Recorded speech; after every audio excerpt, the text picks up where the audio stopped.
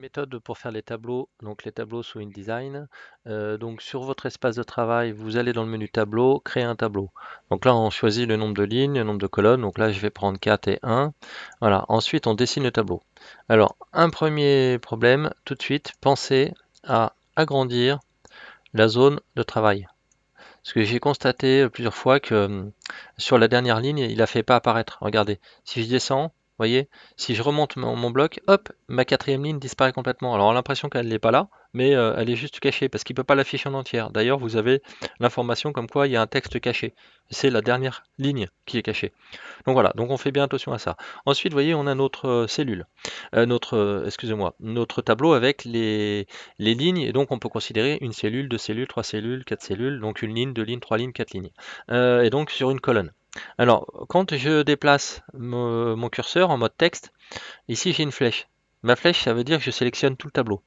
Et ensuite, vous avez tout simplement, ça va être beaucoup plus simple, le menu contour, la fenêtre contour et les propriétés ici de contour. Et en fait, on va jouer avec les deux. Vous voyez ici, j'ai un schéma qui m'indique si je veux sélectionner les contours, la ligne intérieure. Donc en fait, je choisis les bordures. Alors quand c'est bleu, c'est sélectionné. Donc là, j'ai tout désélectionné. Je vais sélectionner celle du haut et la bordure de droite. Ici, je vais mettre à 3. Alors ici, j'ai pas de couleur. Donc je vais par contre jouer ici. Vous voyez, parce que quand je modifie 3, ça le modifie là. Et donc ici, étonnamment, on n'a pas couleur. Vous voyez, il y a le type, il y a l'épaisseur, mais on n'a pas la couleur. Donc là, je vais ici, et là, je choisis la couleur. Je vais mettre un rouge. Voilà, donc là, on voit bien que j'ai mon rouge ici. Maintenant, je vais m'intéresser aux autres côtés. Donc je vais désélectionner ce que j'ai déjà fait. Je vais sélectionner les côtés gauche et bas. Je vais changer, hein, je vais mettre un bleu et je vais changer le style. Voilà, pour faire un essai, je vais mettre les pointillés. Voilà. Donc là, regardez, je vais désélectionner et j'ai bien mes pointillés à gauche et en bas et ma bordure rouge. Maintenant, les lignes intérieures, bah, je vais resélectionner, hein, toujours l'outil texte, je sélectionne.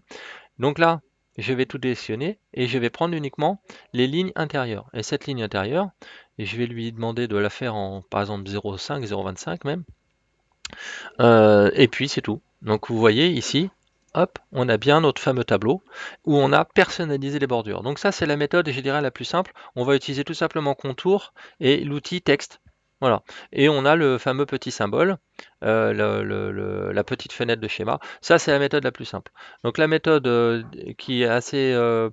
enfin, qui est beaucoup plus complète mais beaucoup plus longue, c'est d'utiliser les styles de tableau et les styles de cellules. Donc ça, je le ferai dans une prochaine vidéo. Merci.